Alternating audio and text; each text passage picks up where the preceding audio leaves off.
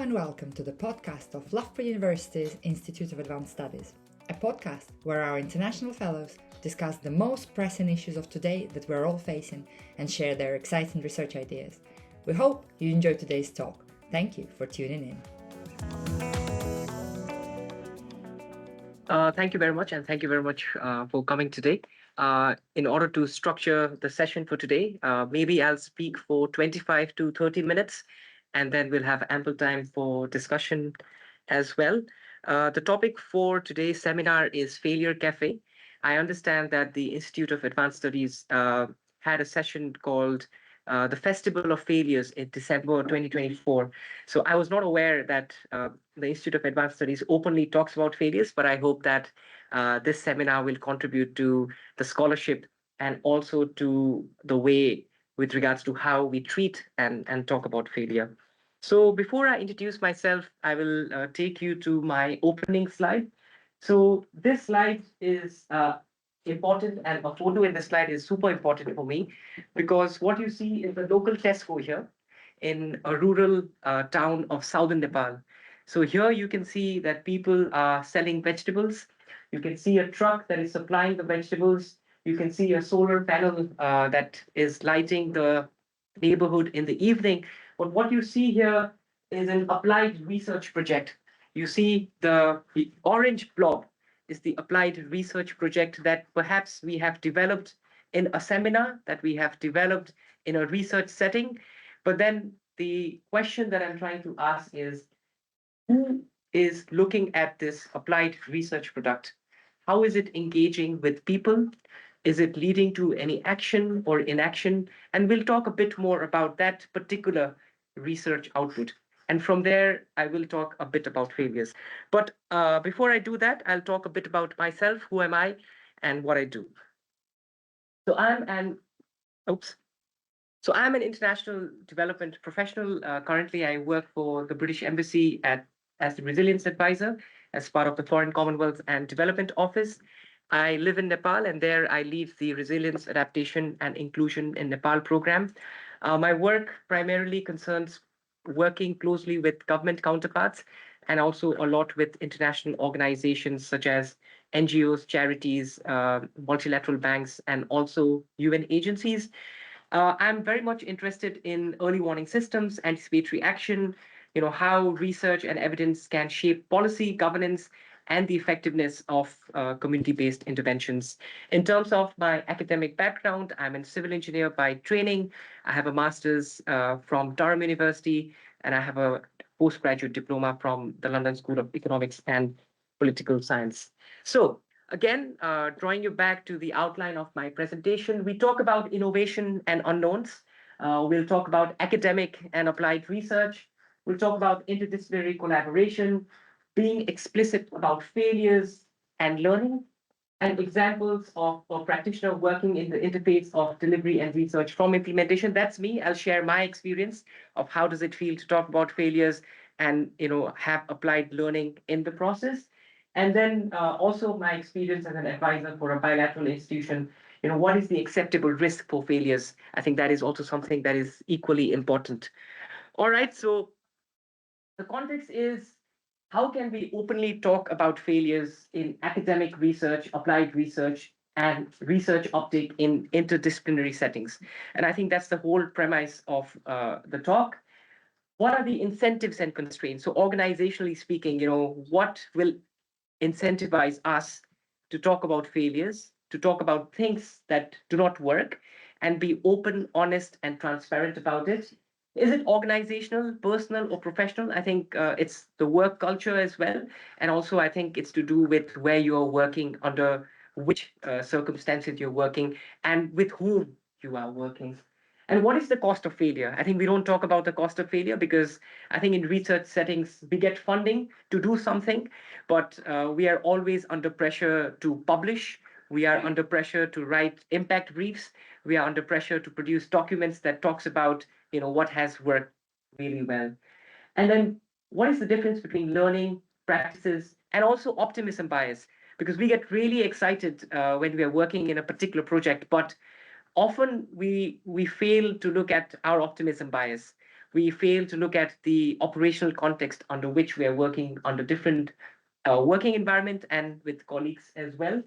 So here I will share my experience on use of research uptake when it has been less successful, and what is the process for being persistent on trying again by understanding the limitations, and can we commit to a hard stop, for others to take up the challenge as well. And as you will see, I love cartoons, so I've put a cartoon here. And as I work in early warning systems, this cartoon talks about, I'm from the late warning system. If you don't get a warning in advance, this is um, something that happens. All right, so I want to talk about a problem, and I want to talk about something that I've been working for the past 10 years. So this is an early warning station in West Nepal, and this is the sensor right up here that measures the level of the water. Currently, the water is at 2 meters, but during flooding situation, it rises up till the rock 15 or 14 meters. Imagine this is the inlet from which the water drains from the Himalayas, and then it goes to the plains as well.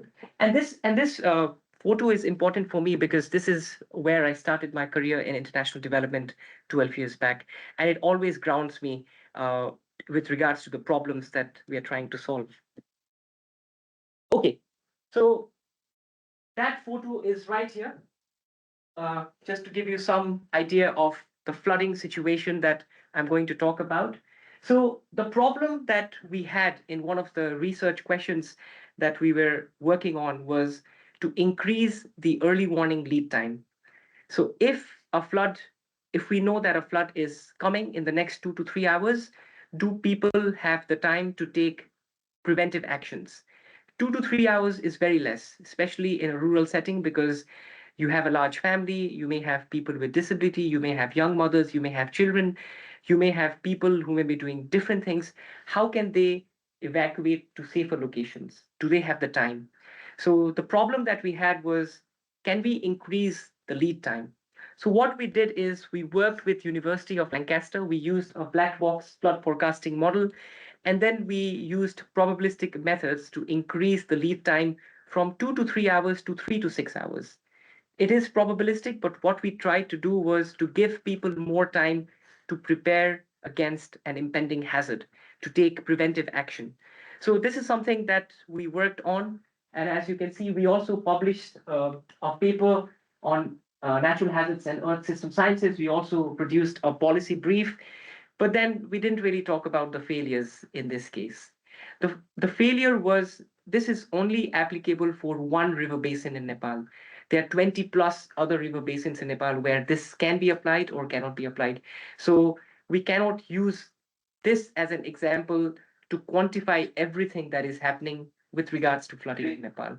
So I think when we were writing, we were trying to quantify this as something that can be replicated across the country, but we really hadn't realized that it might take a lot of effort and time to replicate it across the country without really understanding the uncertainties associated with it. And then the flooding was the first question. But the second question that we wanted to ask was, who are at risk? What is at risk? What infrastructure is at risk?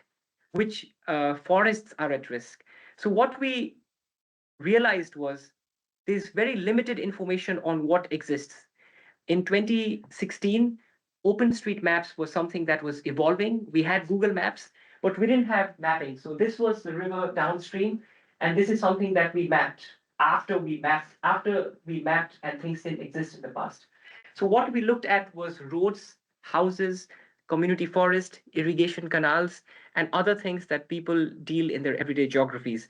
We mapped it all on the paper, and we put this in an open source platform to understand which assets are at risk or are exposed to risk because of an impending flood.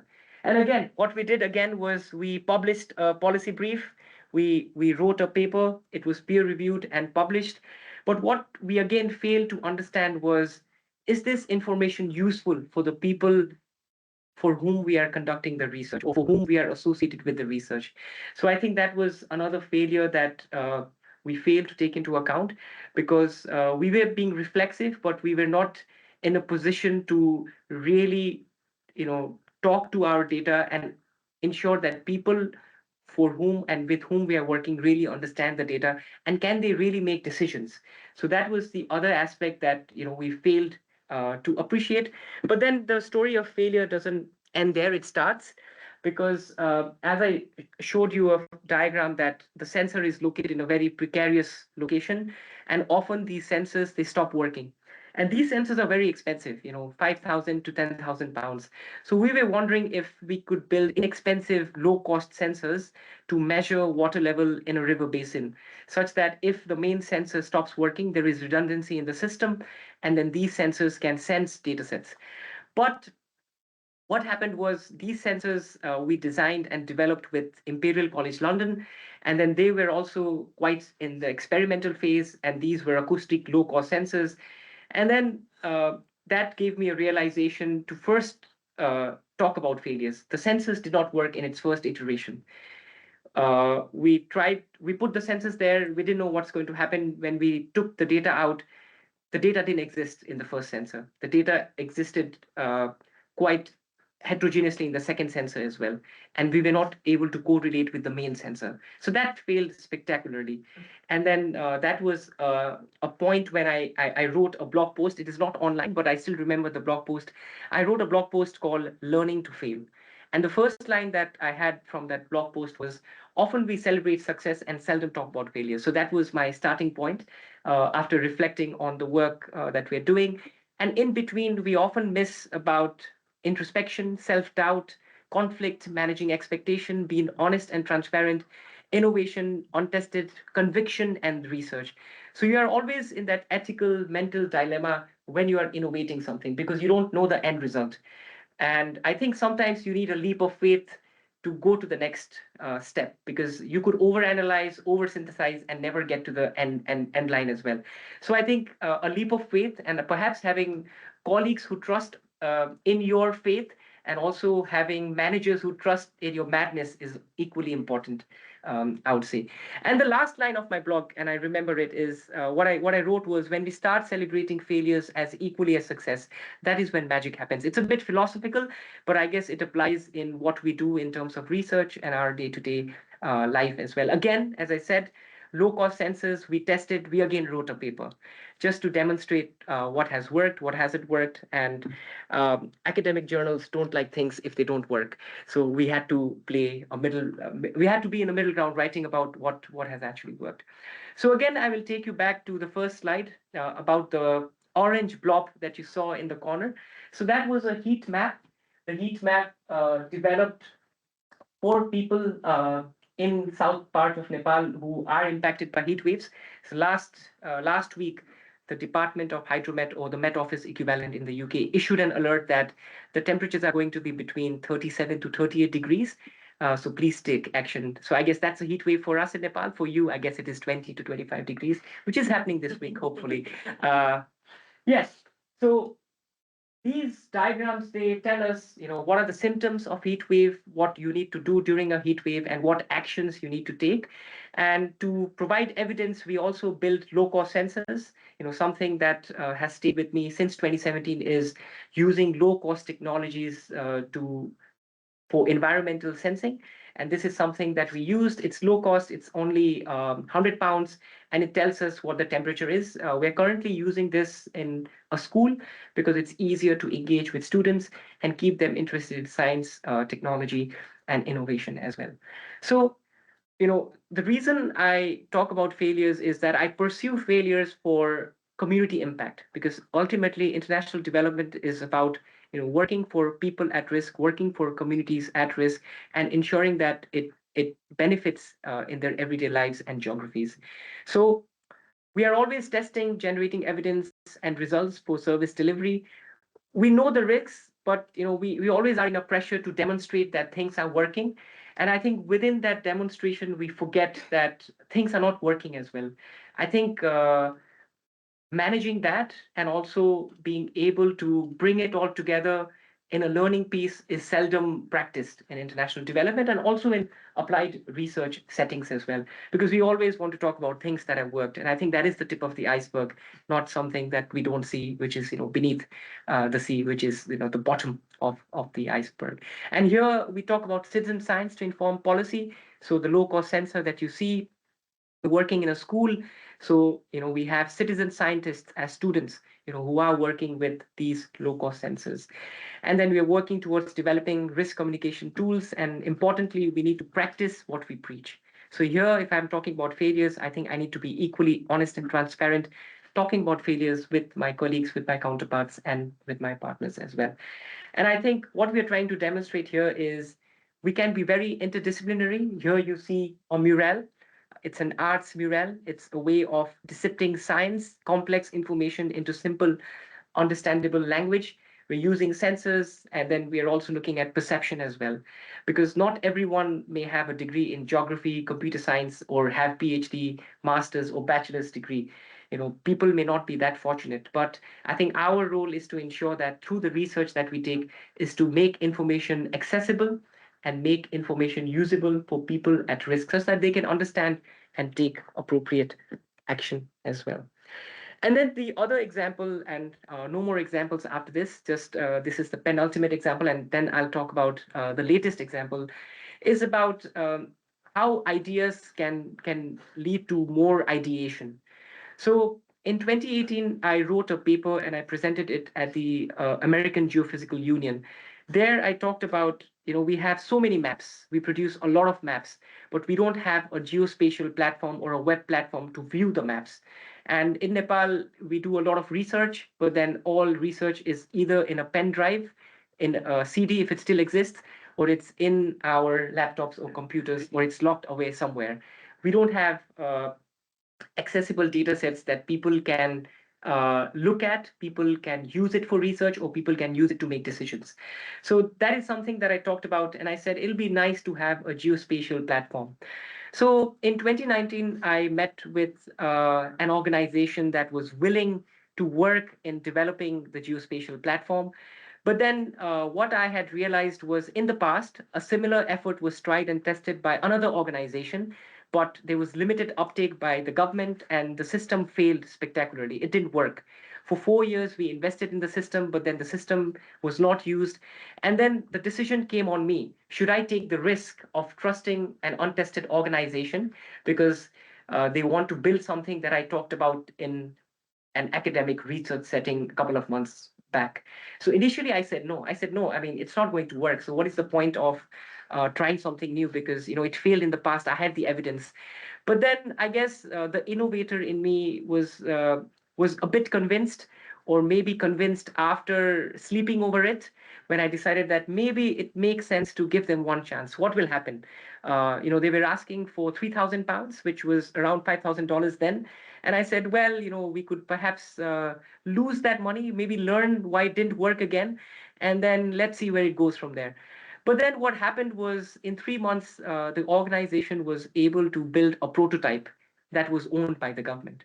And then we were under pressure to again sustain, what we had preached, because, as I said, we need to practice what we preach. If we are trying for innovation, we need to also be supportive in trying to sustain them as well. So in this example, I used failure as a lens, but then I used inner conviction as something to drive towards an innovative idea that could yield results that I didn't see in the future. But currently, this website that you see hosts a lot of data sets on risk, on flood risk, on earthquake risk, on landslide risk that Nepal faces.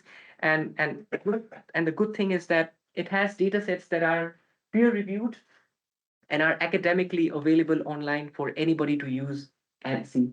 So again, this is an example where my inner conviction perhaps helped me, but then despite having the evidence of something that has failed in the past, I still went ahead with an idea. But it may not work all the time. It may not work all the time. Maybe it worked this time, and maybe it's an example that I'm sharing with you that, oh, it's a success after 6 years. So that's the other one. And then this is the final example that I'm currently working with professors here at Loughborough University on forecast-based early action or anticipatory action. So what it means is you take preemptive action based on forecasts. As you can see that I'm very interested in early warning systems, very interested in the hazards such as heat waves, flooding, earthquake, and landslides, because I work in the intersection of physical and social sciences. So in a nutshell, forecast-based early action means you have a forecast 3 days in advance, 2 days in advance, 1 day in advance, and then you use that forecast information to plan for things that may happen in the future. That event may or may not happen in the future. It may be futile. You may lose resources, but at least if you're able to save lives and livelihoods in developing country settings, then this concept works. But I'm critiquing this concept because it is a buzzy word: anticipatory action, forecast based early action. So in LinkedIn posts, I've said that we need to go beyond the buzz. The buzz, and I've added some emojis as well. Buzz is around anticipatory action. Yes, it's a great concept, but challenging to implement, and we need to acknowledge and manage the risks associated with forecast, because the forecast today may not be applicable tomorrow. And this is very different for different hazards as well. And obviously there are other risks as well that we seldom talk about or are seldom thought about, such as corruption, collusion, risk of sexual abuse as well in developing countries in Asia and Africa, risk of incomplete information, and risk of hiding things that failed and are not reported for wider sharing. And I think that's the biggest risk, because in forecast based early actions, generally things don't work. And generally, we don't share things that don't work. We only share, oh, the forecast came, things happened as it was supposed to happen. We did this and that. This is our learning. But 9 out of 10 times, it's a forecast. It may or may not work. It may or may not impact the communities that people, organizations are working with. So I think this is something that I championed, and I said that we need to think beyond the buzz. And there was a session that I led in the Global Dialogue platform in October 2023 in Berlin at the Global Dialogue Platform for Humanitarian Action. And the session then was called Failure Café: Managing Risks in Anticipatory Action. And there I gave a long monologue on why, what are the risks and why we need to talk about failures. There we had colleagues from the Red Cross, from UN agencies, from international charities, from academic institutions, and also from national governments as well, where we talked about the concept of anticipatory action. As you can see, I like LinkedIn a lot. So these are three posts that I've used from LinkedIn. And this is also a way of communicating, I would say, my thoughts in an open platform, being open about, what I think about a particular thing. Because in LinkedIn as well, we always talk about the good things. We talk about how everything is rosy, but we're not self-critical of the work that we do, and we are not self-critical of the work that others do as well, because we want to appear nice and presentable in a professional platform such as LinkedIn. But there, and again, I've used cartoons as well. And this cartoon is something that an artist drew for me when I explained about my dilemma of mistakes and failures. And this is a dialogue that, I mean, this is a self-explanatory cartoon that the artist drew for me during the Global Dialogue platform in Anticipatory Action in 2023. So yes, I mean, I'll not read through all of my LinkedIn posts. They are quite boring, but they have a lot of emojis if you're interested. I like emojis, as you can see. Is here I am self-critical about the work that I'm doing with colleagues, with my partners. Here I talk about failures. I talk about why we should be sharing failures or failed stories, because then this will give us an opportunity to reflect, an opportunity to discuss, an opportunity to get better. Because if we only talk about success, we will only get, then why are there so many problems that we see if we're only talking about success? So I think that is another thing that I want to highlight through my LinkedIn posts. And again, this is my penultimate slide. I'll not bore you, but I hope the cartoon will draw your interest. Is there are a lot of elephants in the room. We talk a lot about elephants in the room. We don't talk about it. We appear to be very nice in board settings, in corporate settings as well. Nobody wants to really raise the issue, be very polite. But then, if we don't acknowledge the risks, if we don't acknowledge things that haven't worked, then we don't get one elephant. We get so many elephants. And these elephants are always there in the background or tiptoeing around the room, telling us that, hey, I exist, but you're not talking about me. And that's why perhaps the phrase is the elephant in the room. So uptake and pathways in advancing research, sustainability, innovation in practice, evidence learning on ongoing. I mean, all these are jargon and buzzwords that we usually see in research. But I think the main thing that I want you to take out of this presentation is being honest and transparent, and thinking about the interest and incentives of various stakeholders that we are engaging in any project, and then how we could bring them together to talk about failures, to talk about success, such that we are not penalized for what we are talking about. Because ultimately, be it success, be it failure in any project, I think this will help us understand different pathways or different viewpoints of colleagues, working towards any particular problem. And I think if you want to be innovative, if you want to talk about groundbreaking technologies, I think you need to have conviction. Sometimes you need to trust the naysayers, not always, but sometimes, and see and perhaps hope for the best, that if someone is convinced, let them go ahead with it. But then if they fail, don't draw them down. I mean, just try and understand their viewpoint as well. And this is my final point, final slide. And this perhaps talks about, we should address the human in the room. We always talk about the elephant in the room. We all are humans in the room. And perhaps it'll be really good. I mean, it's not a cafe sort. I mean, we do have lunch, but I think it'll be great if and this will not be recorded, as Kiran tells me.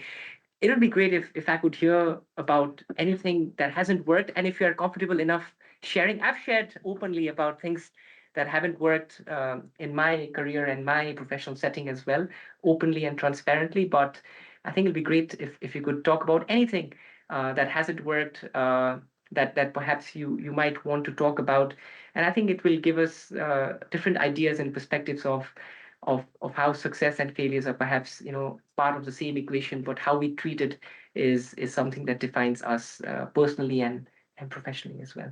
So by saying this, as promised, I've ended the session in 30 minutes, and hopefully we'll have time for discussion, and we can take it from there.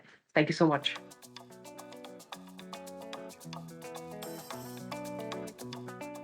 Thank you for listening to the podcast of Loughborough University's Institute of Advanced Studies. A quick reminder about how to stay connected. You can find us on Blue Sky, LinkedIn and Instagram, and you can also watch the presentations on YouTube. The podcast is available on all the major platforms. Please download, share, and most importantly, subscribe. See you next time.